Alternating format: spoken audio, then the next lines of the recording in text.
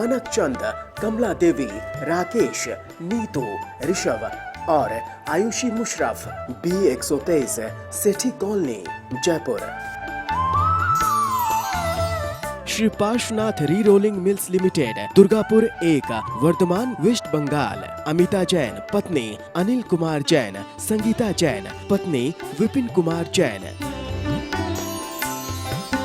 रत्नम प्रभा वाडेकर, प्रणिया शाह, रंजना कोठारे, वर्षा शाह, बारामती। श्री चंदूलाल जुबराज गांधी, फलटनकर, घाटकोपर, मुंबई एवं परिवार। अलेखा शाह, मनीष शाह, अनुपम शाह, प्रियंका शाह, सचिंत गांधी, नुपुर गांधी, श्रवंत गांधी।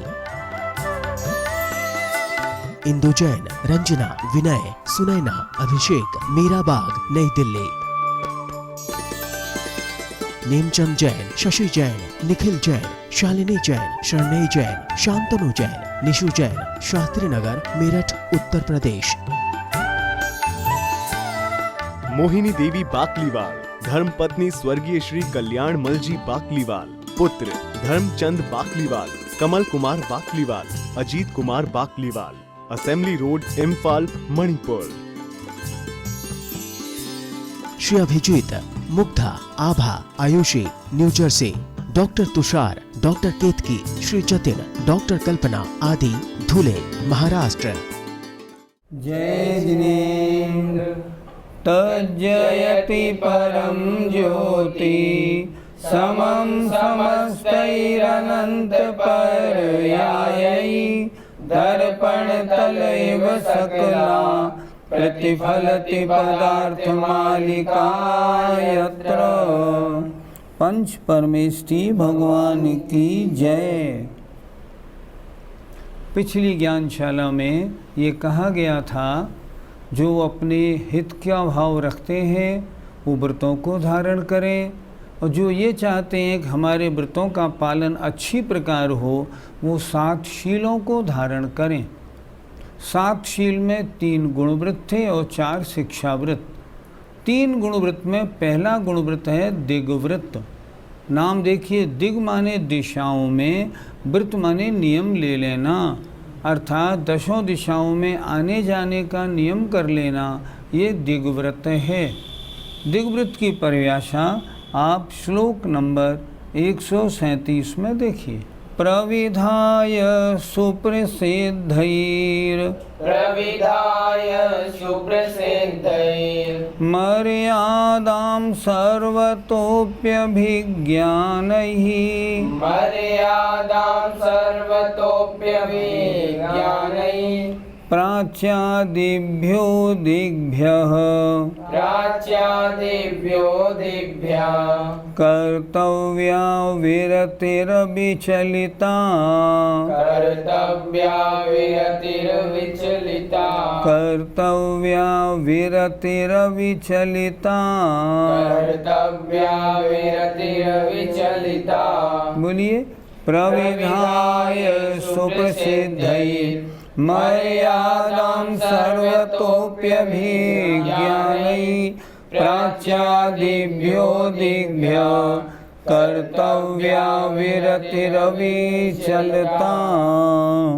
प्रविधाय करके क्या कहा जा रहा है इसमें दिग्व्रत की परिभाषा शुरू हो गई। गुणव्रत 3 होते हैं, दिग्व्रत, देशव्रत, अनर्थ दंडव्रत। तब दिग्व्रत क्या है उसकी परिभाषा इसमें बताई जा रही है।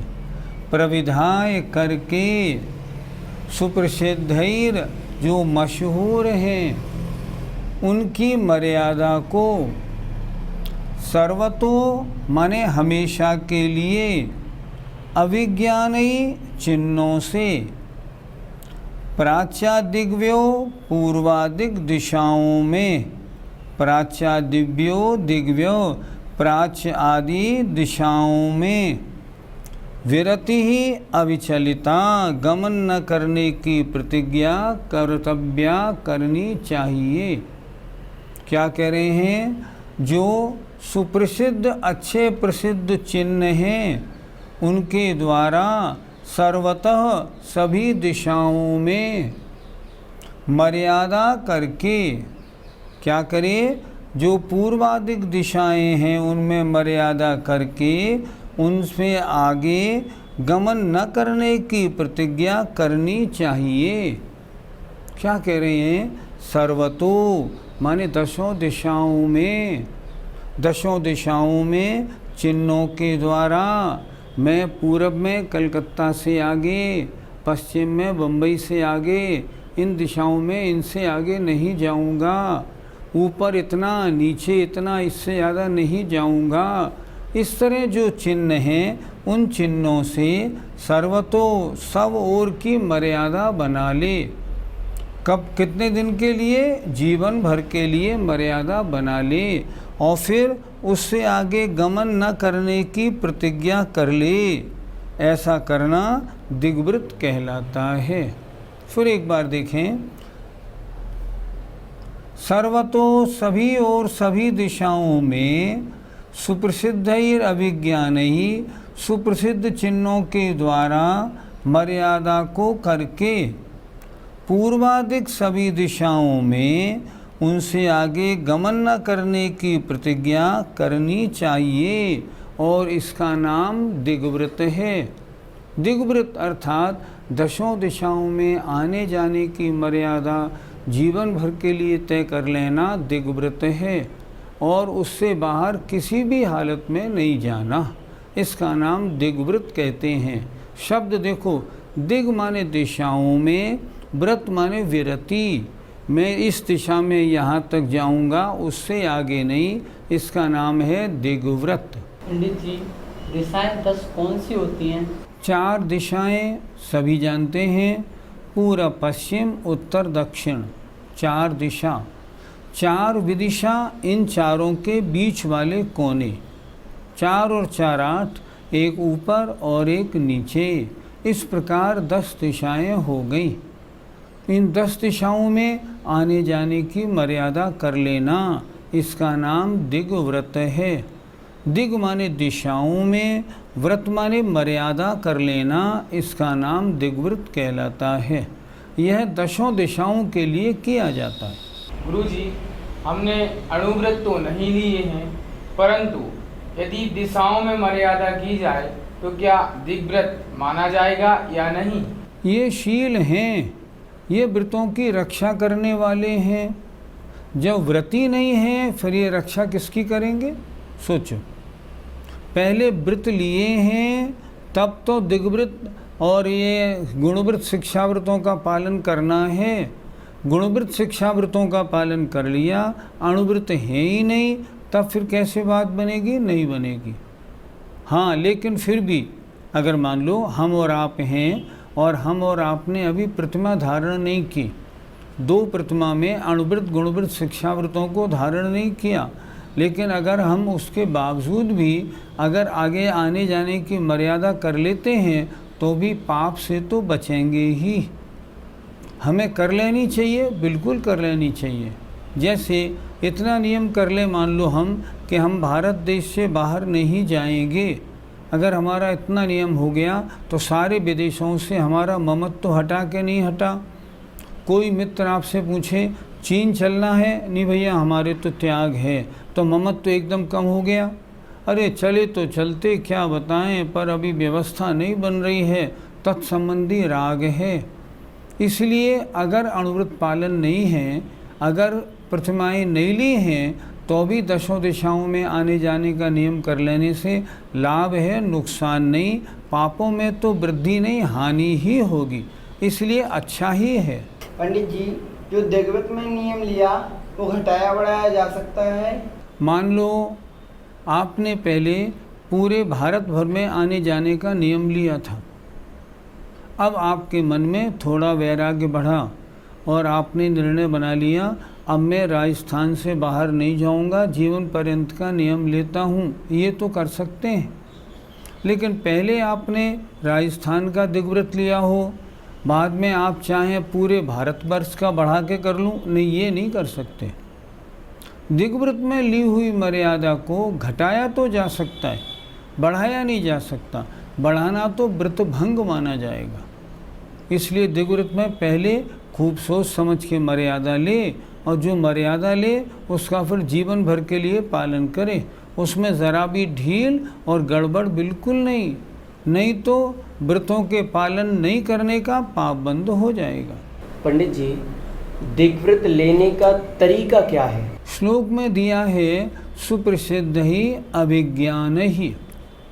जो मशहूर चिन्ह हैं उनके अनुसार अपनी मर्यादा बना ले।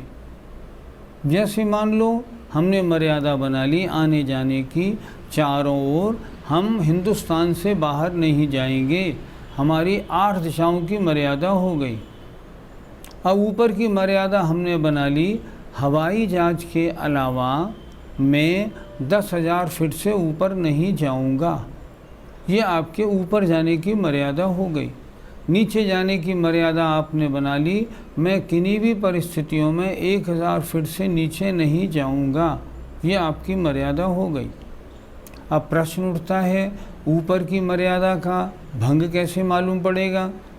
मान लो किसी स्थान पे आप गए, आपको बद्रीनाथ जाना पड़ा, आपने वहाँ जाके देखा, मालूम पड़ा बद्रीनाथ 10,325 फीट ऊंचाई पर है। नियम था आपका 10,000 फुट का। अब क्या करें? हम तो जब पहले घर से चले थे तो हमने पूछा था, हमें ये बताया था 9,800 फीट ऊंचाई पर है, हम इसलिए आ गए। यहाँ तो हमारे व्रत में गड़बड़ हो गई। अगर ऐसा हुआ है तो आपको तुरंत आके उसका प्रायश्चित लेना पड़ेगा।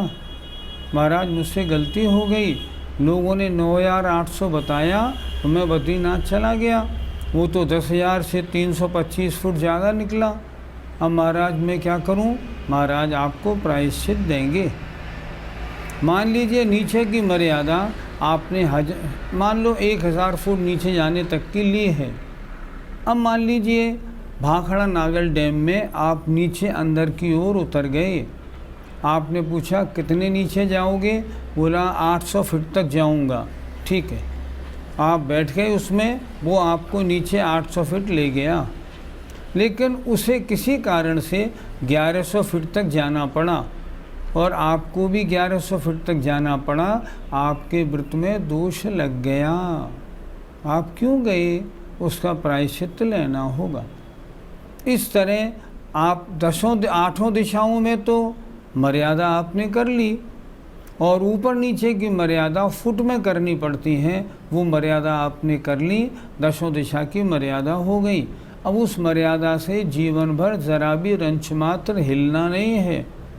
कोशिश ये करनी है 10,000 फुट की मर्यादा हो तो 9,500 तक ही जाऊं, इससे ज़्यादा नहीं। अगर ऐसा करेंगे तो दिग्व्रतों का पालन अच्छी प्रकार माना जाएगा। पंडित जी, जिसने दिग्व्रत की मर्यादा ले ली है, क्या वह बाहर या उसकी मर्यादा के बाहर मोबाइल फ़ोन आदि से बात कर सकता है? जब दिग्व्रत में मर्यादा बना ली, अब बाहर से किसी भी प्रकार का संबंध क्यों? जब ये बात तय हो गई, मैं बस मेरी मर्यादा हिंदुस्तान की है, अब हिंदुस्तान के बाहर किसी का फ़ोन आए तो भी उस मर्यादा के बाहर फ़ोन से बात नहीं करनी, किसी को पत्र नहीं डालना, वहाँ किसी को नहीं भेजना कि भैया तुम जाओ जरा मेरा काम करा दो, मैं तो देखो जा नहीं सकता, मेरा तो नियम लिया हुआ है। नहीं, ऐसा कुछ नहीं होता। मर्यादा के बाहर कुछ नहीं, जो कुछ करना है बातचीत, मोबाइल, मैसेज, सब मर्यादा के अंदर ही होगा। फिर तो नहीं तो दिग्व्रत की मर्यादा का भंग माना जाएगा। गुरुजी, क्या मर्यादा के बाहर उसका अणुव्रत महाव्रत हो जाएगा? सोचो, महाव्रत कैसे हो जाएगा? अभी वो श्रावक है, उसके प्रत्याख्यानावरण कषाय का उदय है। महाव्रत के लिए तो प्रत्याख्यानावरण कषाय का अनुदय चाहिए, उसके तो उदय है, ऐसे नहीं। महाव्रत के लिए दिगंबर मुद्रा चाहिए, महाव्रतों के साथ 28 मूल गुणों का पालन चाहिए, वो तो उसके हैं नहीं, वो नहीं होगा। लेकिन अभी तक उसका अहिंसा व्रत अधूरा था। अधूरा क्यों था? पूरे विश्व के इतने हिस्से में थोड़ी बहुत हिंसा करेगा, बाहर के हिस्से में बिल्कुल अहिंसा नहीं करेगा। तो जो उसने नियम लिया है उस नियम के बाहर उसका अहिंसा व्रत पूर्ण पलेगा, लेकिन रहेगा तो अणुव्रत ही, लेकिन महाव्रत जैसा कहलाएगा। जैसे महाव्रती कहीं भी दोष नहीं लगाता, उसके अपनी मर्यादा के बाहर दोष नहीं लगेगा, इसलिए महाव्रत जैसा तो हो जाएगा, महाव्रती नहीं बनेगा। पंडित जी, मर्यादा के बाहर अगर कोई धार्मिक प्रसंग आ जाए तो वह व्रती जा सकता है या नहीं? मर्यादा के बाहर उसने पापों का त्याग किया है, धार्मिक क्रियाओं का नहीं। एक बार का प्रसंग है, कुंडलपुर जी में मुनि महाराज एक विराजमान थे, उनका स्वास्थ्य बहुत खराब था। आचार्य श्री ने अपने ब्रह्मचारी जी के द्वारा मेरे पास संदेश भेजा। ब्रह्मचारी जी मुझसे बोले उनका स्वास्थ्य बहुत खराब है, आप उन वैद्य जी को लेकर जल्दी वहाँ जाएं। मैंने उन वैद्य जी से निवेदन किया, वैद्य जी कुंडलपुर में एक महाराज का तबीयत बहुत ख़राब है, आपको वहाँ चलना चाहिए। उन्होंने स्पष्ट कहा, मेरे इन दिनों मर्यादा देशव्रत की है, मैं अपनी सीमा से बाहर नहीं जाऊँगा। मैंने उनसे कहा वैद्य जी धार्मिक कार्य के लिए मर्यादा नहीं होती। उन्होंने कहा नहीं, मैं तो नहीं जाऊँगा, और वो नहीं गए। बाद में उन्होंने अपने किन्हीं और जो अपने से छोटे थे उनको भिजवा दिया, वो काम पूरा हो गया। मैंने आचार्य श्री को पूछा, महाराज हमने जो मर्यादा ली है, अगर उस मर्यादा के बाहर कोई धार्मिक प्रसंग आ जाए, मान लो हमारी मर्यादा चल रही है, मैं उत्तर प्रदेश से बाहर नहीं जाऊंगा, और मुझे अभी मालूम पड़े कुंडलपुर में बड़े बाबा का महामस्तकाभिषेक बहुत बड़ा प्रोग्राम, आचार्य श्री विराजमान, क्या मैं वहाँ जा सकता हूँ कि नहीं? मैंने आचार्य श्री को पूछा, तो मर्यादा के बाहर धार्मिक प्रसंगों में जा सकते हैं या नहीं? आचार्य श्री ने उत्तर दिया, धार्मिक प्रसंगों में जाने के लिए मर्यादा नहीं होती, मर्यादा तो पाप कम करने के लिए है। इसलिए जो सीमा बनाई है उस सीमा के बाहर कोई धार्मिक प्रसंग आ जाए तो चला जाए, लेकिन फिर धार्मिक प्रसंग ही होना चाहिए, अन्य और कार्य नहीं। उदाहरण मान लो हिंदुस्तान में अंदर अंदर का नियम है मेरा, मान लो मैं हिंदुस्तान से बाहर नहीं जाऊंगा, और मालूम पड़े सिंगापुर में एक विशाल मंदिर बना है और उसका पंच कल्याणक हो रहा है, बहुत शानदार, तो मैं सिंगापुर के पंच कल्याणक में शामिल होने तो जा सकता हूँ, लेकिन सिंगापुर घूमने के लिए नहीं जा सकता, इंद्रिय विषयों के लिए नहीं। उसमें अगर वो लगूंगा तो मेरी मर्यादा का भंग हो जाएगा, वो नहीं हो पाएगा बिल्कुल भी। मैंने व्रत लिया है अपने 5 इंद्रियों के विषयों को कम करने के लिए, 5 पापों को कम करने के लिए। अगर मैं उस बहाने गया और उनमें उलझ गया तो फिर पाप प्रवृत्ति हो जाएगी, वो नहीं, उसमें व्रत में दोष लगेगा। लेकिन अगर कोई धार्मिक प्रसंग हो तो जाने में आपत्ति नहीं। पंडित जी, दिग्व्रत की मर्यादा की बाहर की कोई वस्तु है और उसे कोई दिग्व्रत वाला व्रती उसे धारण कर सकता है कि नहीं? आपने प्रश्न ठीक नहीं पूछा। आप मेरे ख्याल से ये पूछना चाह रहे हैं कि किसी ने दिग्व्रत में अपनी मर्यादा बनाई, अब उसके बाहर की कोई वस्तु उसके पास प्रयोग में आ जाए तो प्रयोग करेगा या नहीं, यही मतलब है ना आपका? यही मतलब है। देखिए, मान लो मैंने हिंदुस्तान से मैं बाहर नहीं जाऊंगा ये नियम लिया है, अब मुझे कोई एक पेंसिल ला के देता है और पेंसिल पर लिखा है मेड इन चाइना, तो मैं उस पेंसिल का प्रयोग कर सकता हूँ कि नहीं? नहीं, इसमें कोई आपत्ति नहीं। मैंने किस बात का त्याग किया है कि मैं अपनी मर्यादा के बाहर जाऊंगा आऊँगा नहीं। मैंने किस बात का नियम लिया है? मर्यादा के बाहर संबंध स्थापित नहीं करूँगा किसी प्रकार का। अब ये कैसे मालूम पड़े मुझे कौन वस्तु कहाँ की आई है कहाँ की नहीं? अब ये कागज़ है हिंदुस्तान का है या विदेशी है? इस कपड़े में केमिकल कहाँ के लगे हैं मुझे कैसे मालूम पड़ेगा? मैं जो मोबाइल यूज़ कर रहा हूँ, मान लो फॉर एग्ज़ाम्पल हिंदुस्तान में बना है या इसमें कुछ पार्ट विदेशी हैं, ये कैसे मालूम पड़ेगा? नहीं, वो नहीं। अगर किसी ने आपको पेंसिल दी है, उस पर लिखा है मेड इन चाइना, लिखा रहे, कोई आपत्ति नहीं। आपने मंगाई नहीं, आपने किसी से लाने के लिए बोला नहीं, अगर कोई आपको देता है और आप प्रयोग करते हैं तो उसमें दोष नहीं लगता। नियम आपने लिया है कि मेरी मर्यादा इतनी है, इसके बाहर मैं आऊँगा जाऊँगा नहीं, मर्यादा के बाहर किसी व्यक्ति से संपर्क रखूँगा नहीं, संबंध जोड़ूँगा नहीं। पेंसिल लेने में आपका मर्यादा के बाहर किसी प्रकार का संबंध नहीं जुड़ता, इसलिए पेंसिल यूज़ करने में उसके दिग्वृत्त में दोष नहीं लगेगा। हम और आप में, मैं दर्शकों से बात कर रहा हूँ, हम और आप में अधिकांश लोग ऐसे हैं जिनके व्रत नहीं हैं, लेकिन फिर भी उनके आने जाने की मर्यादा भी नहीं है, और मर्यादा नहीं होने के कारण उनका राग भाव पूरे विश्व से बना हुआ है। तो हम क्या करें? हम ये करें, अब हमारे व्रत नहीं है, मान लो अभी हमने व्रत नहीं लिए, अगर व्रत ले लें फिर तो बहुत ही अच्छा, अगर नहीं ले सकते हैं तो अगर आने जाने की मर्यादा कर लेते हैं, आपत्ति नहीं। अगर हम अपनी डायरी में लिख लेते हैं मैं जीवन पर्यंत हिंदुस्तान से बाहर नहीं जाऊंगा, तो हिंदुस्तान से बाहर के सारे देशों से मेरा राग समाप्त।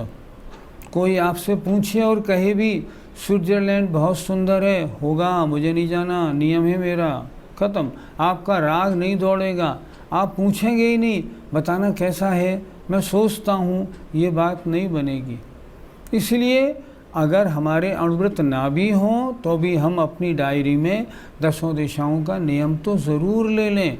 इस नियम लेने से पुण्यबंद ही होगा, कोई नुकसान होने वाला नहीं। मुझे आशा है डायरी में आप दिशाओं की मर्यादा ज़रूर बनाएंगे। जय जिनेंद्र। मानक चंद, कमला देवी, राकेश, नीतू, ऋषभ और Ayushi Musharraf, B123, Sethi colony, Jaipur. Shri Parshwanath re rolling mills limited, Durgapur 1, Vardhaman, west Bengal. Amita Jain, पत्नी अनिल कुमार जैन, संगीता जैन, पत्नी विपिन कुमार जैन। रत्नम प्रभा वाडेकर, प्रणिया शाह, रंजना कोठारे, वर्षा शाह, बारामती। श्री चंदूलाल जुबराज गांधी, फलटनकर, घाटकोपर, मुंबई एवं परिवार। अलेखा शाह, मनीष शाह, अनुपम शाह, प्रियंका शाह, सचिंत गांधी, नुपुर गांधी, श्रवंत गांधी। इंदु जैन, रंजना, विनय, सुनैना, अभिषेक, मीराबाग, नई दिल्ली। नेमचंद जैन, शशि जैन, निखिल जैन, शालिनी जैन, शरणई जैन, शांतनु जैन, निशु जैन, शास्त्री नगर, मेरठ, उत्तर प्रदेश। मोहिनी देवी बाकलीवाल, धर्मपत्नी स्वर्गीय श्री कल्याण मलजी बाकलीवाल। पुत्र धर्मचंद बाकलीवाल, कमल कुमार बाकलीवाल, अजीत कुमार बाकलीवाल। Assembly road, Imphal, Manipur.